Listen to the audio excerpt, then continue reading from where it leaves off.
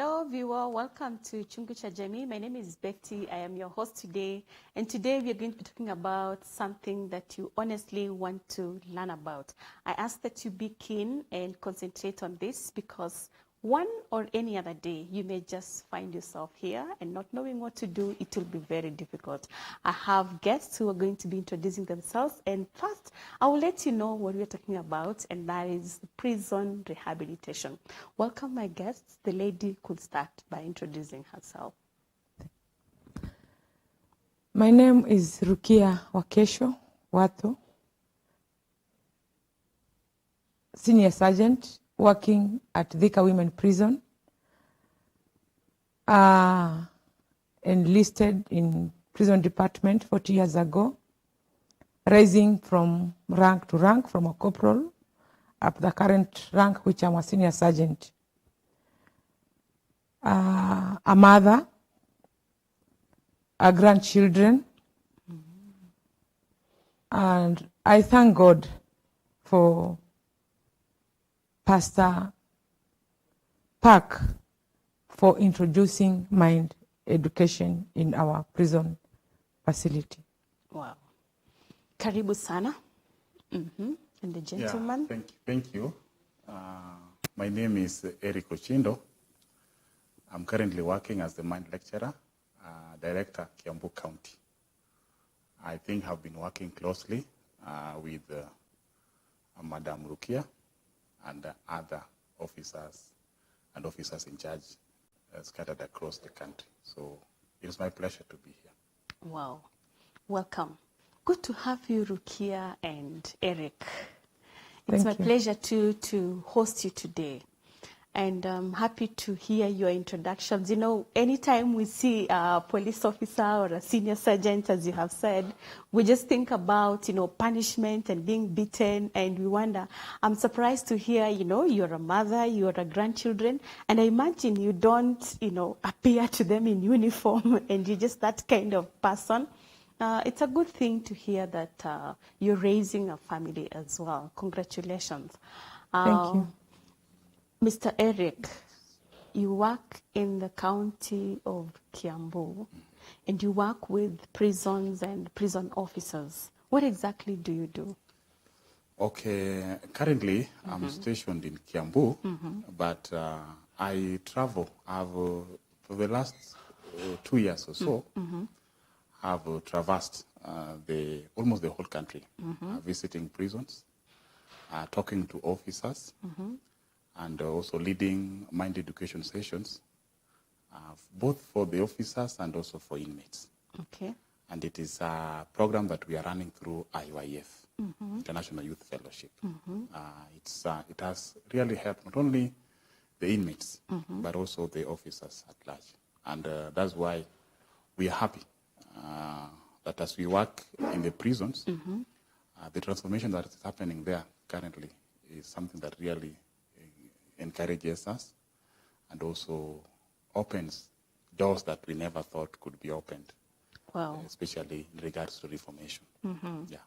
I wonder what that mind education is, because, growing up and going to school, we were taught academics, as in biology, chemistry, mathematics, and Swahili. But when you talk about mind education, I'm thinking, does someone teach you how to think, or it is something that is innate? So, Madam Rukia, it's good to have you here to talk to us. What do you do in the prison?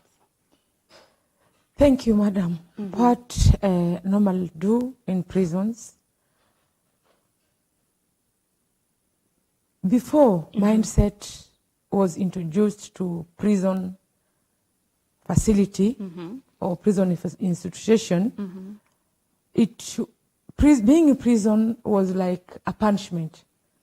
And it was a punishment because you did this and this should be done. Before even there was corporal punishment. But I think the government changed prison to be a correctional facility. Wow. And under this correctional facility, mindset was introduced to to prison in 2018, which I was among the first. Even before pioneers. we hear what Yes. that mindset is, how did you get yourself into prison? You know, if I am growing up and thinking of getting a job, then there are areas I want to choose and others I want to, you know, put aside and say, this I cannot do. Were you an inmate? What is your story like? You mentioned you have been there 40 years and you were still there and you have moved from rank to rank. How was it? How was that entry into the prison? Were you an inmate? Did you study to do that? Did you like to punish people? Did you like to see something corrected in the society? What exactly is your story?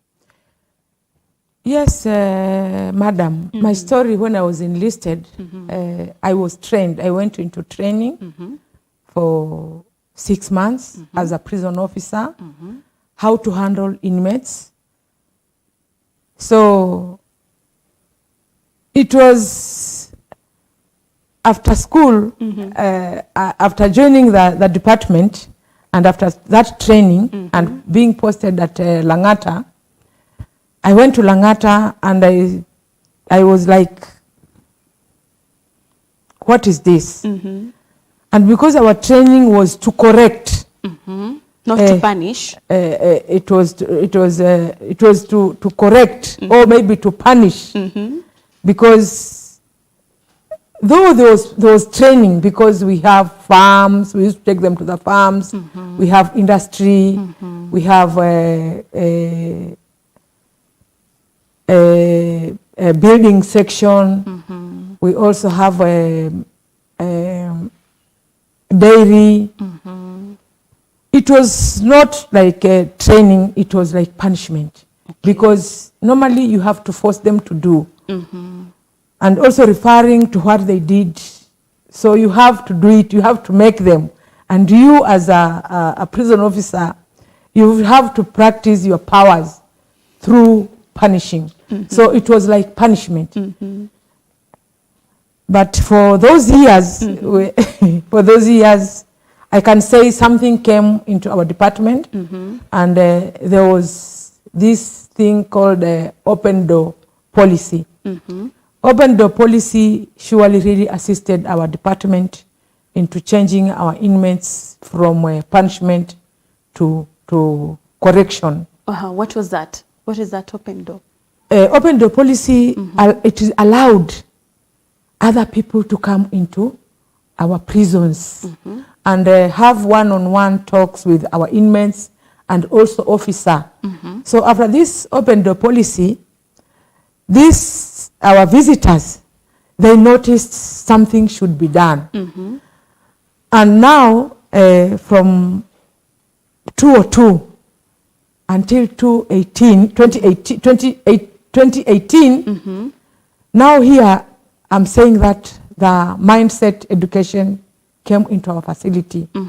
As a result of the open door policy? Yes, after the result of the open door policy.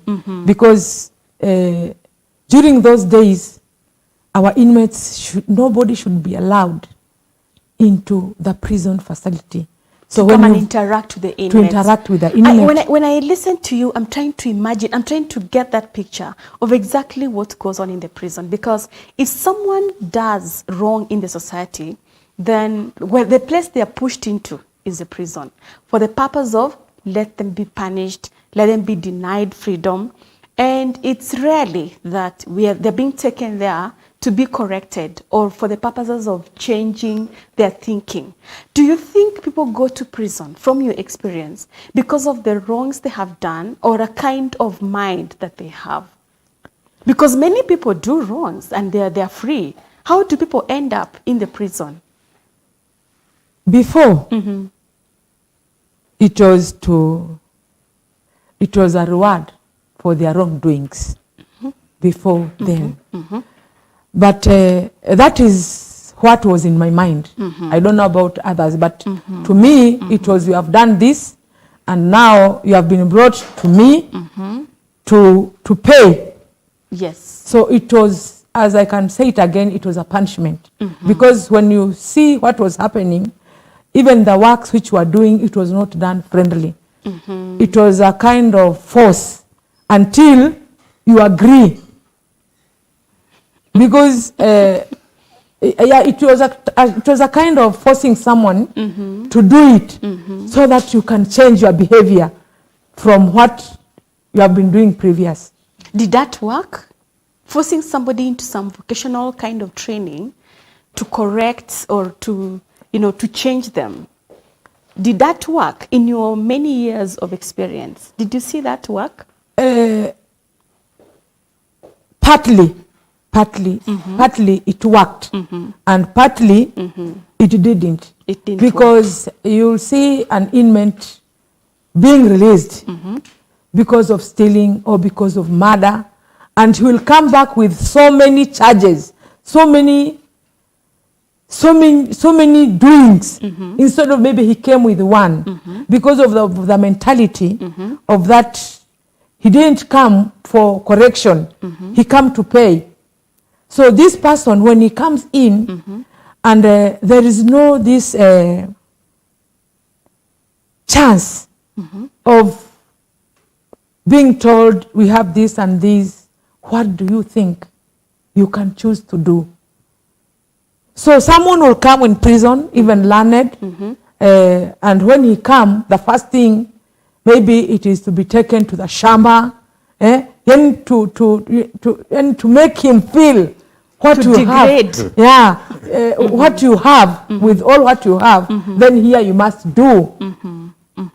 I can guess and imagine what kind of challenge that poses to you as the officer who is supposed to make them do this, and you're doing it to the mind that you want to punish them for the wrong that they are doing. And I'm also surprised that as soon as they exit, they are also coming back with more charges. And you talked about the open door policy, and you have also mentioned mind education. And I want to bring in Mr. Erick, who said that he is the county director, talking about mind education. Mr. Erick, how do you teach someone to change their mind? If you were not born a genius, a smart person, how is that possible? Oh. Yeah, that's a fair question. Earlier on, you had asked about what is mind education, and I want to pick it from there. In fact, when we came in, we remember an incident that happened maybe 2 or 3 years ago. Somebody asked me, what is this mind education? I know. And it at times, it invites several answers. But I think this one is well known. There are many schools or institutions of learning. And surprisingly, there is no school in this world that we have come to know that teaches about the world of the heart. I'm also surprised, and I'm wondering again, why in the prison? Why can't we teach that in school? Why in prison? Now, people go to school. And actually from childhood, even preschool, before we go to university, people are taught how to write, how to speak, how to walk. But there is no school that is known that teaches about the world of the heart. And that's why people tend to ignore the world of the heart.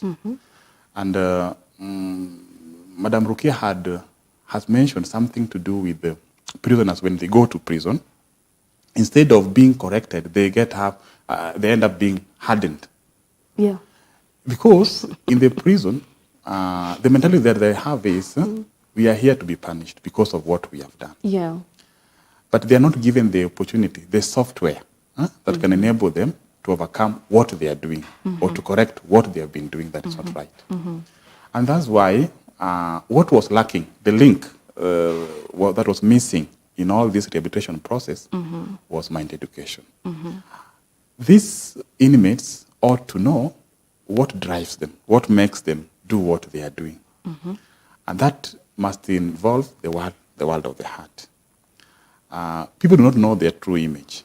So they look at themselves outwardly, and they judge one another based on what people do outwardly. So if somebody stole, then he's called a thief based on his actions. Yes. But the one accusing him or her is also suffering from the same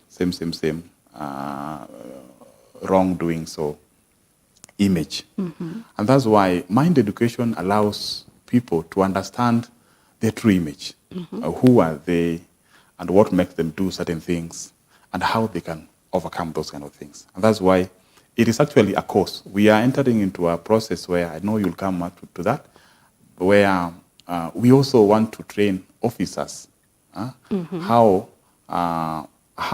they can also manage. There are things in mind education such as anger management, self-control, contemplation. Those are the things that enables even the officer themselves to guide these inmates into the proper way of life. I was yet to ask you, Yes. you know, I would expect that the person you're talking to today is an ex-offender, you know, or a former inmate who did some wrong, and as a result of mind education, they have received some kind of change.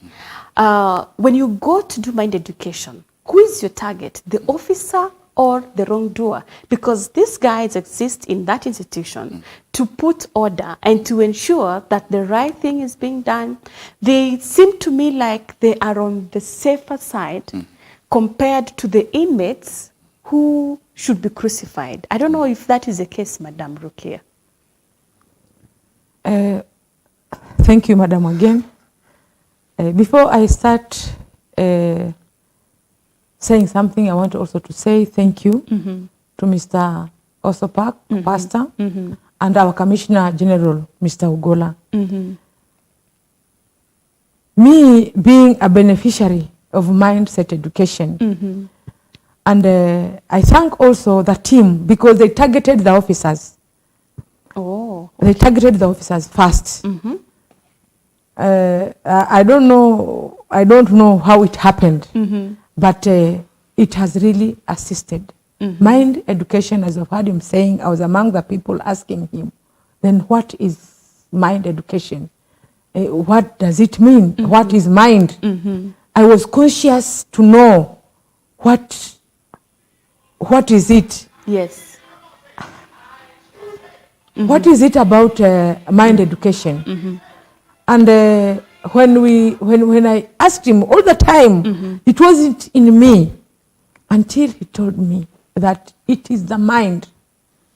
He gave me the word of God, which is in Proverbs chapter 4, verse 23, that we keep our heart because that is where life comes from. So after reading that word and understanding, it assisted me to change my attitude. And after changing my attitude, I had something in me which helped me to accommodate, because I changed first before the word changed me, and which made me to receive the true salvation. So mind education is also the word of God. Yes. Because I've heard you mention a word that I think I've also heard, that from the heart, they are all issues of life. And no issues of life entail, doing wrong and doing good. All those are issues of life. Finding yourself in prison is also another issue of life. What takes you there or gets you out of there is an issue of life. So I'm wondering, you said you were able now to accommodate the inmates. Didn't you think when they came, they were supposed to first handle the inmates because they're the victims? If a doctor comes in, they don't want to inject the nurses. They want to treat the patients who are on bed. Yes, madam, they were supposed to get all this. But what I can say, or maybe what I can refer to what, because I've mentioned the word of God. Mindset came with the word of God, because the word of God is life. The word of God, as we can say, as it is written, also we are short of glory. We are sinners. So we used to judge. I used to judge. Let me talk about myself. I used to judge that this person, without thinking about me myself, that I'm also in the same box. But because I'm a prison officer, I tend to be I'm better. I'm better than this person, even without knowing what happened to him or why. Can it happen to me? Do I also do things which are not good to other people? And I met it, yes. Because attitude forces somebody to favor himself or herself. Now, you don't see the outer part of the other person. So that is why I'm saying you use force because of your attitude. So you have to do what I want you to do. So after this word, after this education of mindset and assisting me to change my attitude and learning, if I change, other people will change. Who are these other people? Other people is about my client who comes very down. He don't know, confused. I'm happy you call them your clients. Yeah, they are clients. They are our clients. They come when they are confused, in confusion. Because now the place, you are enclosed, no freedom. Some have been accused falsely. No, some falsely. you don't have freedom. Even going to lose yourself, you have to ask for permission. So surely changing the mindset education, changing my heart, studying the word of the heart, surely I embrace our Commissioner General to other staffs to learn about these things, because now after mind education, prison is no longer a punishment place. Wow. It is a place of rehabilitation. Wow. Prisoners have understood themselves. Wow. They have been given chances to choose causes which they feel they are comfortable with. And now it's not out of, pressure. They're not being coerced to do so. They are freely. Hey, it sounds like prison is a good place to be. But Mr. Erick, I am concerned listening to Madam Rukia. What was your strategy to enter into prison? What was your intention? Like I had asked you, why the prison and not the school? Who was your target? When you are coming up with a project, you have those things set. This is my market. This is my clients. Who do I want to reach out? Looking at the fact that they have bosses, they have those who are clean, they have those who are dirty. What exactly was your strategy? Yeah. In Kenya, we began the prison work in the year 2017. Okay. We first began with the Community Maximum Prison. That was our entry point. And in community prison, for us to enter committee and enter the Kenyan prison, there were cases. Actually, the officer, the Commissioner General himself, had a case where he had recommended somebody for pardoning. But the person who they thought, or whom he thought had really changed and was recommendable for the transformation that he had gone through, came back to prison. Oh, no. In a few weeks' time. Oh, no. And that's why they thought, yes, if you go to prison today, even the prisoners themselves, there are many of them, a bigger percentage of them are people who really want to change. They have the desire. I don't want to live like this. They don't like the way they are living. So because of that urge to live well, to be a good person, to be a responsible person in the society, what they are lacking is the power.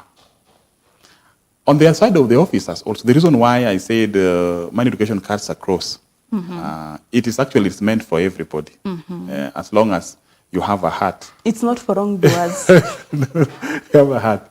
There is mind education for prison officers, for officers in general. There are mind education for inmates. There are mind education for the patients who are lying in the hospital beds. It's a good curriculum, and sounds like. there's mind education for doctors, mind education for because even if we speak about doctors, there are doctors who are not really concerned about those patients. Yes, they are concerned how can I get a big amount of money, how can I make profit out of my trade?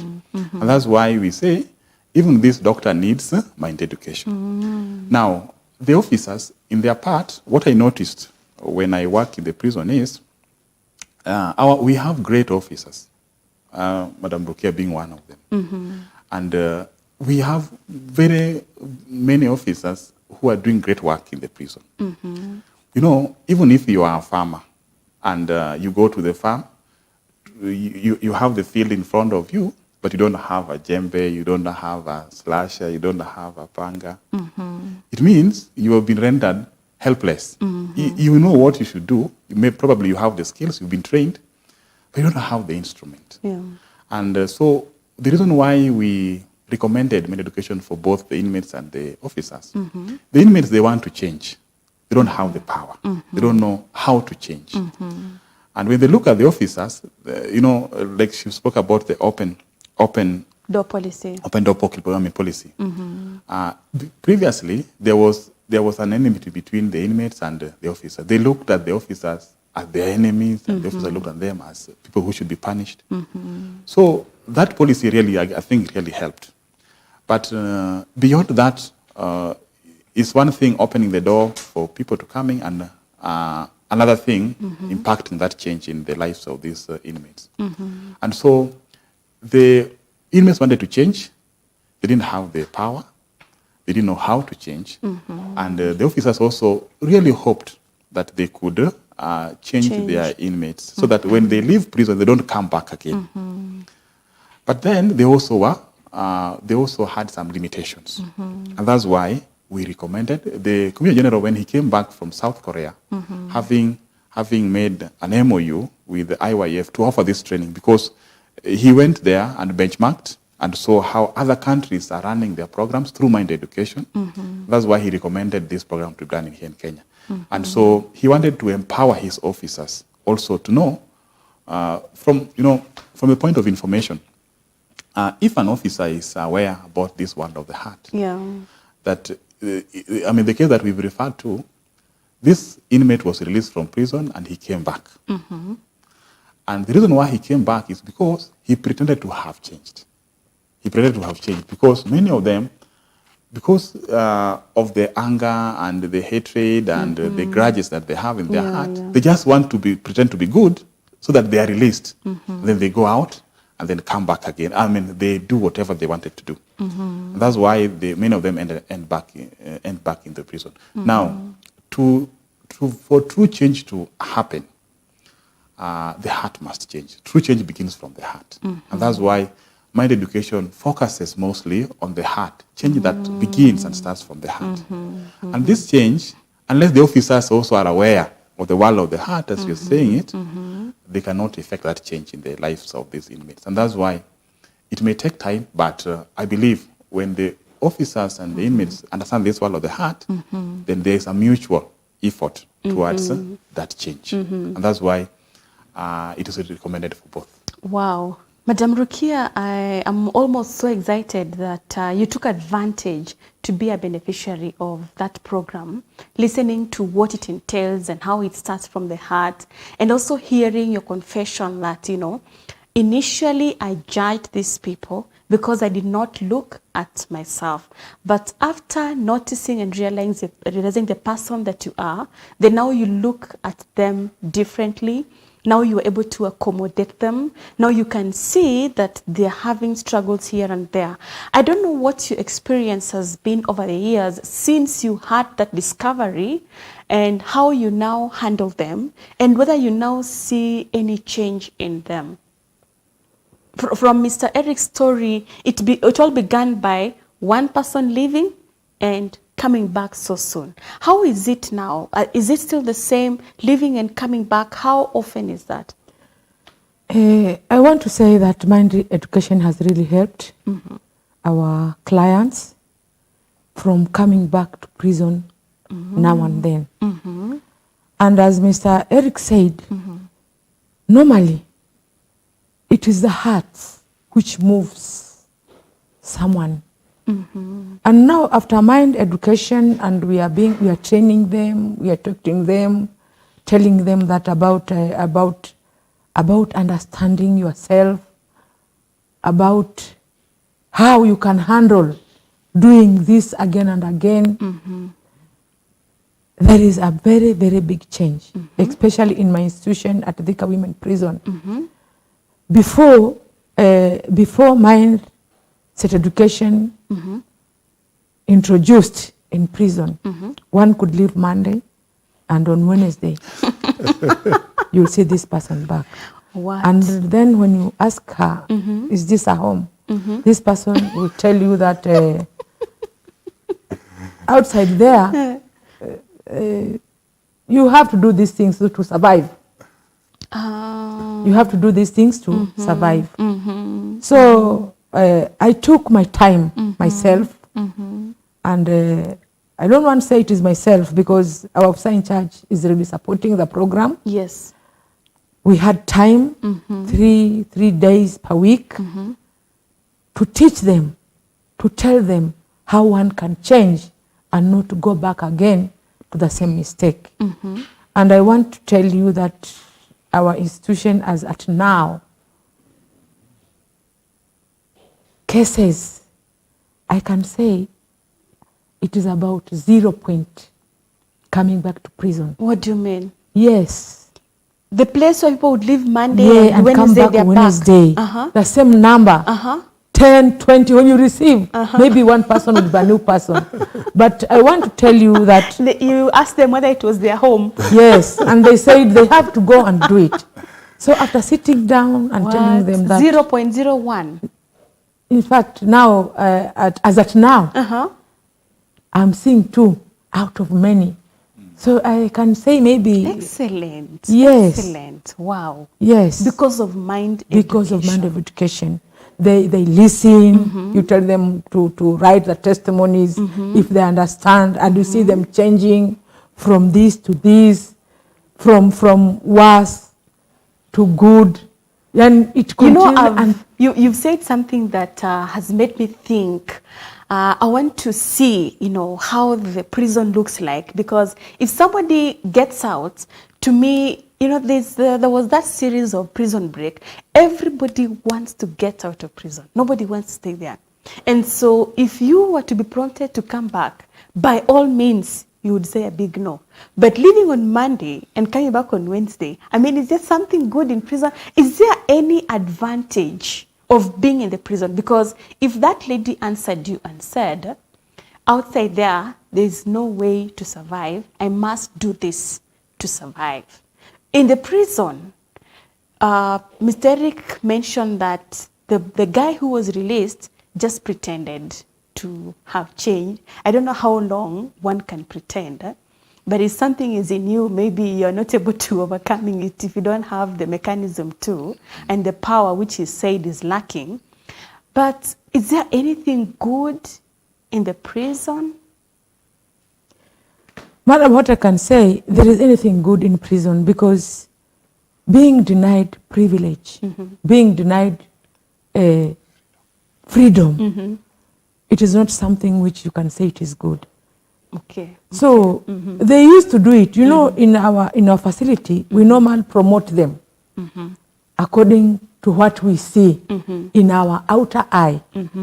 But you see now, mind education, in outer eye, you stay here for a certain time, you are given a certain rank, you become even a supervisor of others. And this one encourages. And that is why you have heard Mr. Erick, this person, would pretend. Who pretended maybe that time.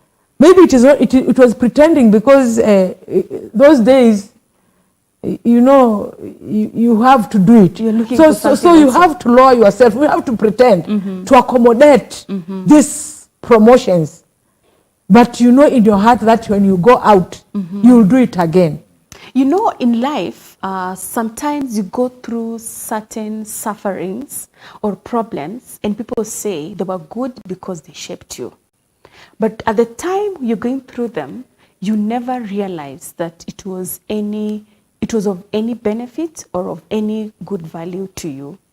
And so I thought when people go to prison, having been denied all the privileges and the freedom, then they are able to contemplate and think, wow, You mean I left my children, I left my wife or my husband, I left my house, I left my business, I lost everything.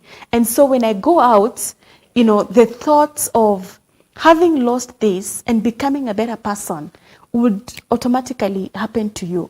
Isn't that what should happen naturally? I think she's better placed to answer that question. What I want to say... Because I thought the prison, you should also be saying, oh, thank God I went to prison. I was able to learn A, B, C, D. Yes, I was able to learn A, B, C, D.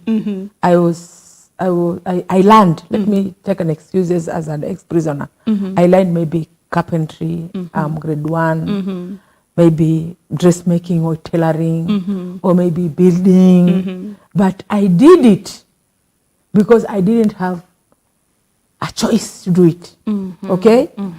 That is why when I go out, and maybe, you know, an ex-convict is normally an enemy of others, of the outsiders. So who will accommodate you? And you have not changed from inside. Yes, you have the grades. We did all this training to make you go and start your maybe your carpentry, maybe there, because they are even given tools. When you go out, you are given tools to go and start. But now there is something here which this person did not get. His heart did not change. Okay? His heart did not change. He did not notice that even after doing all this, I'm a different person because I didn't have this. And now I have this. So this is the same heart which drives us to do bad things. And that is why I'm saying now mindset came to change our hearts. So when you go outside, and also a follow-up of these ex-convicts, after going back to prison, after learning the mindset, after knowing that they have to change attitude towards their previous behavior so that they can be accommodated in the community. So here mindset when came, now these people started saying, whoa, so I can go out there, I can put a business, I can also talk to you people and assist me get something to start because I'm zero. You know, being in prison for 5 years, you don't have anything. Okay, and maybe we have been doing things for leisure, so you don't have even a coin. Even you don't know whether your family will accommodate you. So this mindset education has allowed their hearts, the hearts of we officers in our department to change our attitude, to make these people not feel that all the time they are bad of what they did, that it happened, but now it is over. Now I have changed attitude. Instead of going waiting people in snatching handbags, or even planning to get a gun, maybe to steal from somebody, and you know here you don't know what will happen next. Now they have changed. They know now it is the force which was in me. I have let it go. I'm a new person, and that is why I'm saying here we should thank the entire fraternity of mind education. Because, madam, I want to tell you, sure there is change. When you visit a prison now, when you go to a prison institution as it now, you will see the happiness of these inmates, the happiness of the officers. The challenges are there. You know, I'm wondering, Mr. Erick, whether we are going to be cutting down some of those government institutions, because with this kind of progress and testimonial, it sounds to me that soon we will have to start shutting down prisons. And what work will you have to do, or will you have achieved your goal? No, not really. Actually, we are building more prisons. The Kenyan government is in the process of building more prisons. I thought we are in the process of shutting. If people used to come back 10, 20 with the same offense, and the new ones are still coming, and now they are coming 2 out of 20, I mean, then we're in the process of shutting down prison, and that means loss of job for her and for you. Yes. Our job will be satisfied as long as these inmates have transformed. Now, there is another part that I think is really very dear to me, and also very important to this conversation. After the prisoners leave prison, you know, we have done our part collectively. The prison department have done their part. As our institution, we have done our part. Now the prisoner is out there. Now he has been released. Yes. There are challenges. The challenges, some of them meet a very fierce and receptive society because of what they have done. Yes. Society view them as outcasts, people who do not deserve to live. They should be killed. They should have died in the prison. Something worse could have happened to them. And so there is the part that is done by probation department. Recently, we entered into negotiation with the Ministry of Interior. The Ministry of Interior has several departments. The prison department, and also there is the probation and aftercare department. This is the department that handles prisoners after they're released from prison. Very important. And their mandate is to cater for the prisoners who have left prison. Some of them are also released on probation for a few months. I think we'll speak about that. And when they're released, the government takes them to their homes. Then after that, probably they can give them instruments of trade, like if he's a farmer, they can buy some tools for them, a carpenter, they can do that, a tailor. But that's all they can do. So what happens after that? And that's why we are coming up with a program called Halfway Home. These halfway homes are supposed to take care of ex-convicts. Those who are released from prison. How are they going to live their lives? How are they going to be integrated back to the society? And that's why after they are transformed, like we say, through my education, they must be transformed from the heart. We don't believe in surface, the surface transformation. We believe that true change must happen from the heart. And not everybody will be changed at a go. But we believe also transformation is progressive. As they learn this man education and as they go through other programs that is offered by Man Education Institute or IIF, then these prisoners also, once they leave prison, have seen, like in Thika Women Prison, and even Community Maximum Prison. I've seen many prisoners, after they release from prison, they call me, "Oh, director, I have been released from prison today." "Oh, that's good." Or even, we are called from the probation. In the prison, there is a probation office, documentation office also. So this is where their details, information is documented. And then we receive calls from documentation office. We receive from the inmates themselves. And there is the life that begins after they release from prison. We may excuse them for not having. Somebody was released from prison recently, early this year, from Community Maximum Prison, after 21 years in prison. So I told him, come to Thika. He doesn't even know where Thika is, how Thika looks like. Because the last time he saw Thika, 21 years ago, Thika was like almost not a modern town as it is today. So they have challenges also. They need somebody to hold their hand. I like the halfway home idea because it can actually confirm that the change, was so impactful, and also it can allow for their integration back to the society. Imagine we are unfortunately out of time and may have to end this conversation, but I'm glad to really hear the good work that is going on in the prisons. I'm also glad to have learned a little bit about mind education. It's really a good thing. I'm just surprised why more prisons are coming up. I thought you were building more halfway homes and not prisons having had what the mind education is doing in the lives of the people. So this time, Madam would give us her parting shot, what she wants to say maybe to the society who receive these people or to her clients. First, I'll talk about the community. When they see these clients, they should receive them as their own. They should own them, because as Pastor Erick said, that they need a hand so that they can live.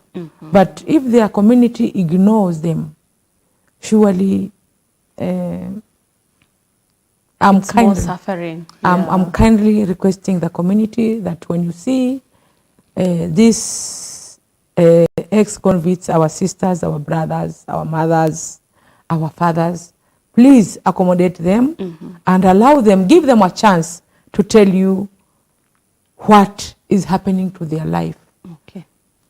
And I also encourage, I can also say encourage our government as a way of giving them a hand to build more halfway homes, because there are some convicts who even their family normally rejects them completely of what they did before.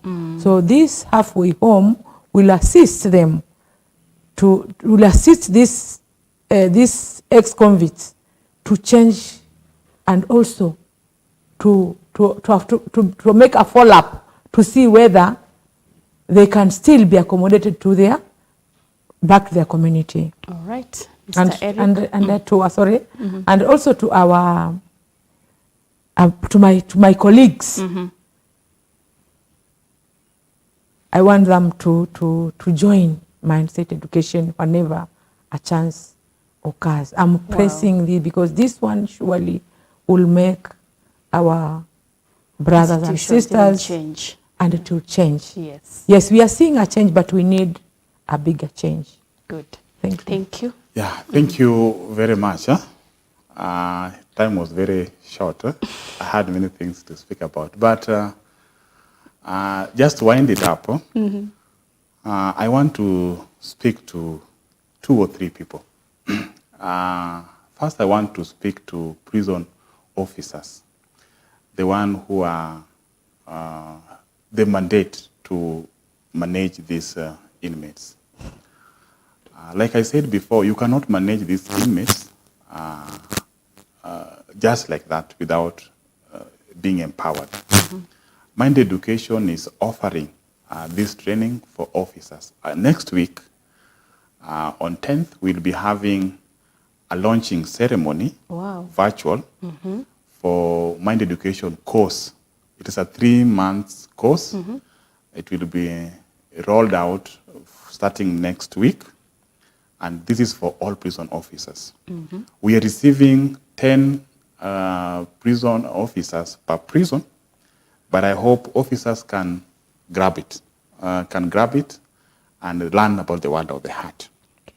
Secondly, I also want to plead with the prisoners who are released from prison. After they're released from prison, they should never think that they have changed.